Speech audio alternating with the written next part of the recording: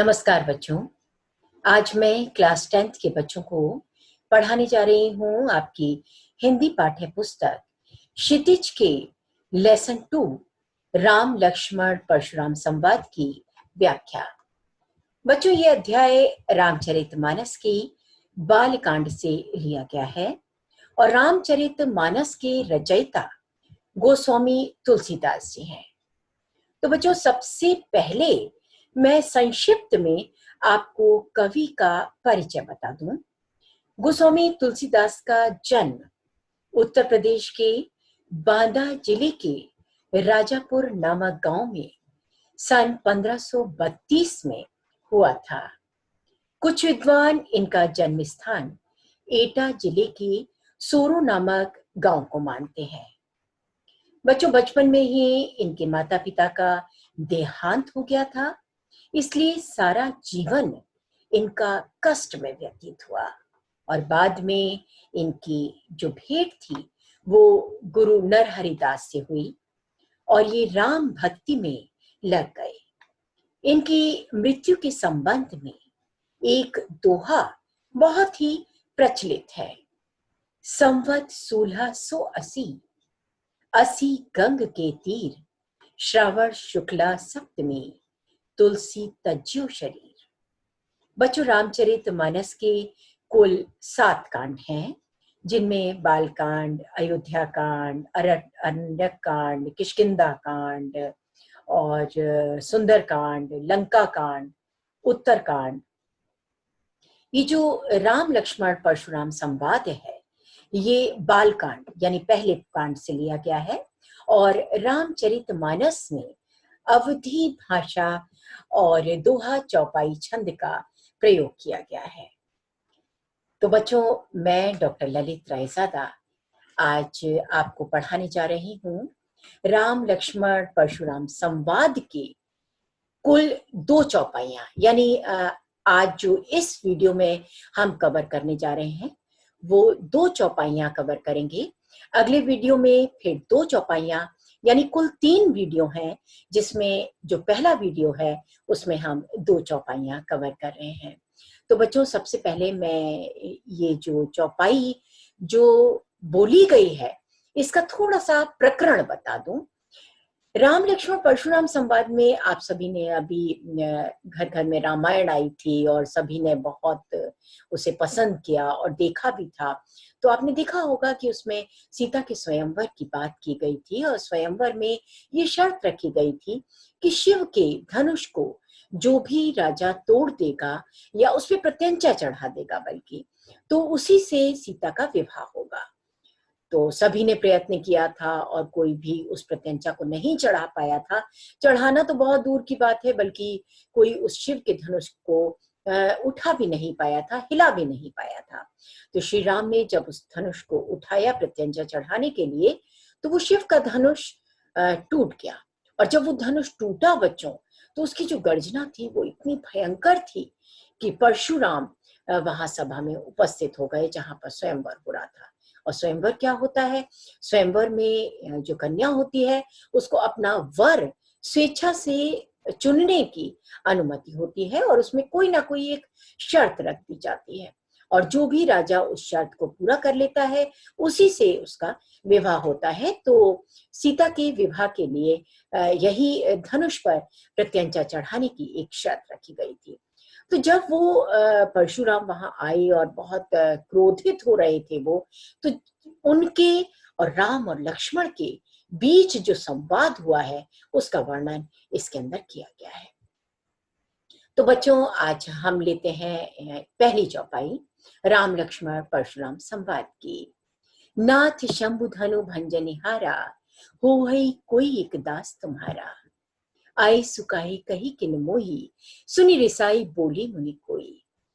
यहाँ पर जब परशुराम क्रोधित स्वर में पूछते हैं कि ये शिव के धनुष को किसने तोड़ा है, तो राम बड़ी ही विनम्र स्वर में इसका उत्तर देते हैं। कहते हैं कि नाथ शंभुधनु, हे नाथ शंभुधनु, शिव के धनुष को भंजनिहारा, तोड़ने वाला। होई होगा, क्यों, कोई एक दास तुम्हारा, तुम्हारा ही एक सेवक। यानी हे नाथ, शिव के धनुष को तोड़ने वाला तुम्हारा ही कोई एक सेवक होगा। आई सुकाई कही किन मोही, सुनि रिसाई बोली मुनि कोई। तब तक लक्ष्मण बीच में कहते हैं कि आई सुकाई के कही किन मोई, कि आप किस उद्देश्य से आए हैं, मुझसे कहें, क्या आज्ञा है मुझसे कहें। सुनि रिसाई बोली मुनि कोई।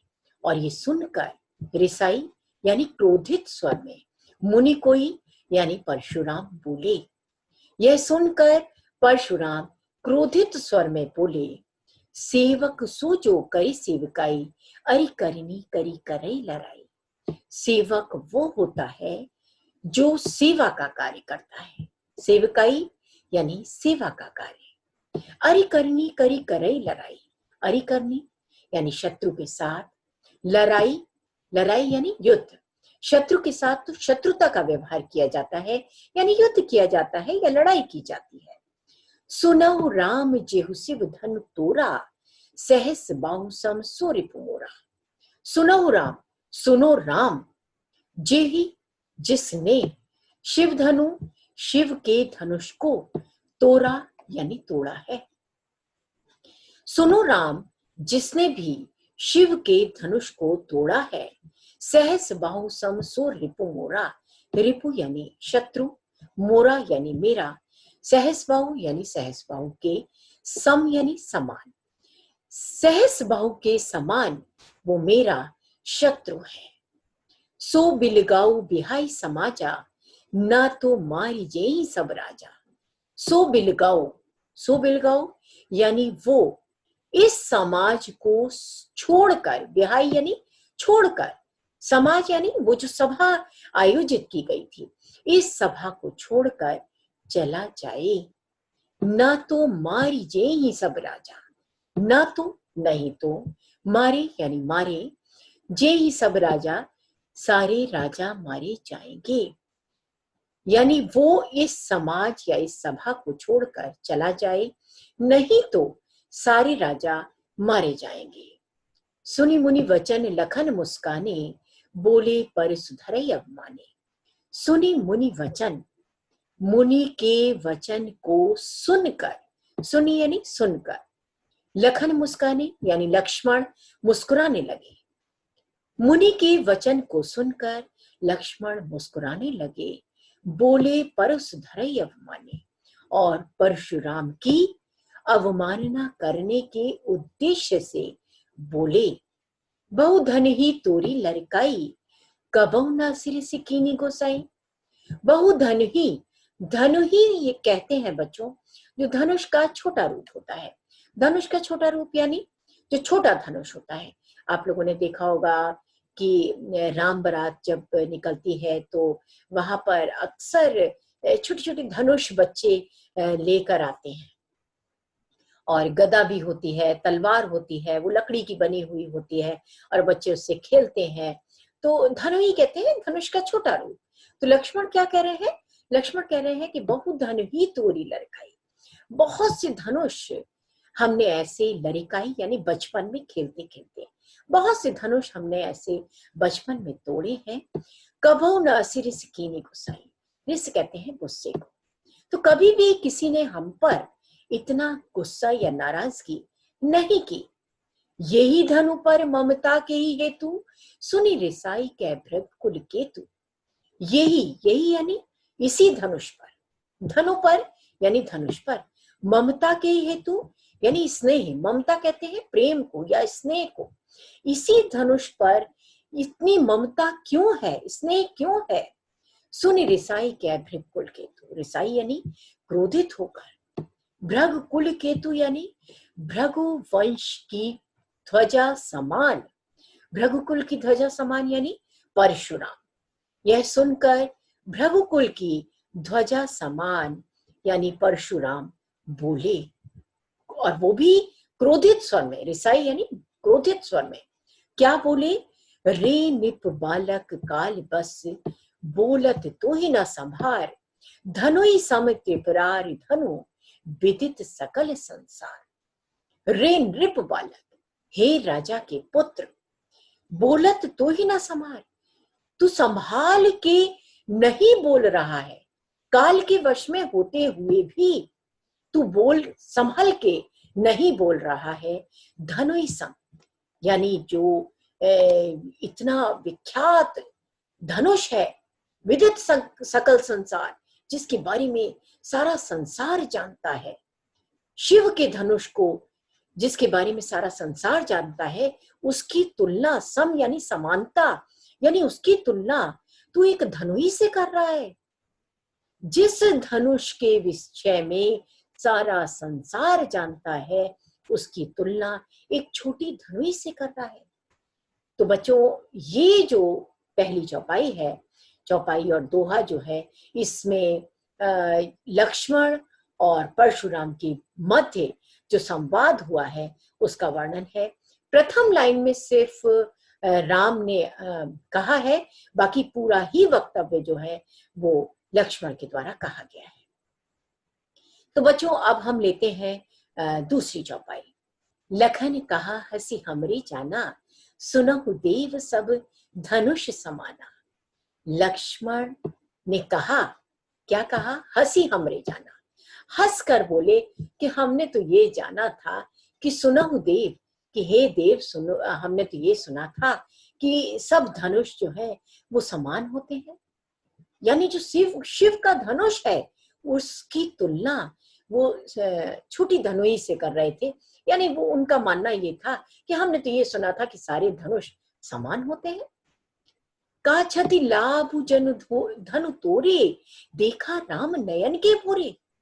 क्या क्षति, क्या लाभ और हानि यदि एक धनुष टूट गया?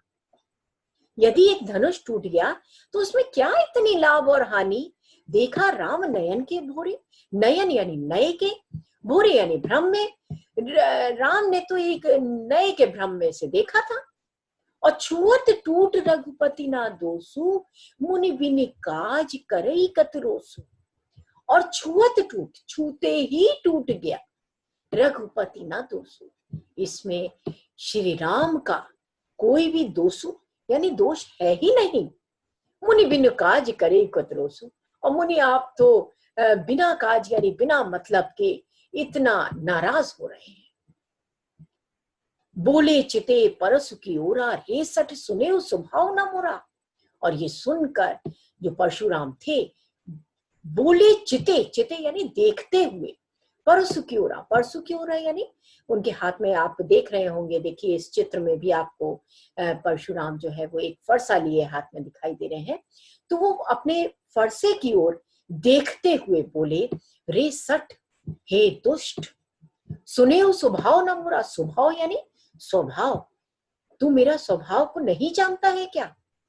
तूने मेरे स्वभाव के विषय में नहीं सुना है?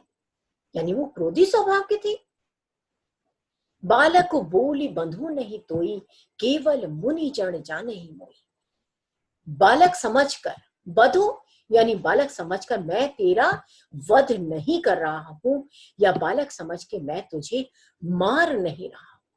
केवल मुनि जन जाने ही मोई, तू मुझे केवल सिर्फ एक मुनि मत समझ, या मुझे एक मुनि समझने की भूल बिल्कुल मत कर। बाल ब्रह्मचारी यदि कोई, विश्व विदित क्षत्रिय कुलद्रोही। यदि कोई बाल ब्रह्मचारी है तो वो मैं हूं, यानी मैं एक बाल ब्रह्मचारी हूं और विश्व विदित क्षत्रिय कुलद्रोही। और सारा संसार जानता है, विश्व विदित यानी सारा संसार जानता है। क्षत्रिय कुलद्रोही, क्षत्रिय कुल का दुश्मन यदि कोई है तो वो मैं हूं, इसे सारा विश्व जानता है, सारे विश्व में ये विख्यात है। भुजबल भूमि भूप बिनु कीनी, भुजबल भुजाओं के बल से, भूमि भूप, भूप यानी राजाओं से, बिनु यानी बिना, बिना, कीनी यानी की थी। अपनी भुजाओं के बल से मैंने इस भूमि को राजाओं से विहीन कर दिया था, और विपुल बार महिदेवा ने देनी, और अनेकों बार उसे महिदेवा ने देनी यानी ब्राह्मणों को दान स्वरूप दे दिया था, दान में दे दिया था। विपुल बार यानी अनेकों बार, उसे दान में दे दिया था। किसे? उस भूमि को। सहस बाहु भुज छेदनि हारा, परसु बिलोक महीप कुमारा। सहस बाहु यानी सहस बाहु की भुजाओं को छेदनिहारा यानी धड़ से अलग करने वाला, परसु बिलोक महीप कुमारा, हे राजा के पुत्र। महीप कुमारा यानी राजा के पुत्र। परसु बिलोक यानी इस परसे की ओर देख। मातु पितई जन सोच बस, करस महिष किशोर, गर्भ के अर्भक दलन, परसु मोर अति घोर। और माता पिता को यानी अपने माता पिता को सोचने पर विवश मत कर, क्योंकि ये जो मेरा जो फरसा है, ये गर्भ में आए हुए यानी ये जो बच्चा होता है, शिशु जो होता है, एक माँ के गर्भ में आया हुआ जो शिशु होता है, वो भी इसको देख मात्र ले, सिर्फ देख मात्र ले, तो वह भी इस संसार में आ नहीं सकता, यानी नष्ट हो जाता है। गर्भ में आया हुआ शिशु भी इस मेरे फरसे को यदि देख ले तो वह इस संसार में नहीं आ सकता, यानी वो मृत्यु को प्राप्त हो जाता है। तो बच्चों, आज मैंने आपको राम लक्ष्मण परशुराम संवाद की ये 2 चौपाइयों की व्याख्या आपको समझाई। बच्चों, आगे की जो 4 चौपाइयां हैं उनको हम आगे अपने 2 वीडियो में और कवर करेंगे। आपको यदि ये वीडियो पसंद आया हो तो इसको सब्सक्राइब जरूर करिएगा, और आगे की व्याख्या देखने के लिए और आपको मेरे 2 वीडियो और देखने होंगे। और बच्चों, आपको यदि ये पसंद आए तो आप कमेंट भी, आप कुछ यदि आप अपना सजेशन देना चाहते हैं और किसी टॉपिक पे यदि आप वीडियो चाहते हैं तो वो भी आप मुझे कमेंट के द्वारा भेज सकते हैं। नमस्कार बच्चों।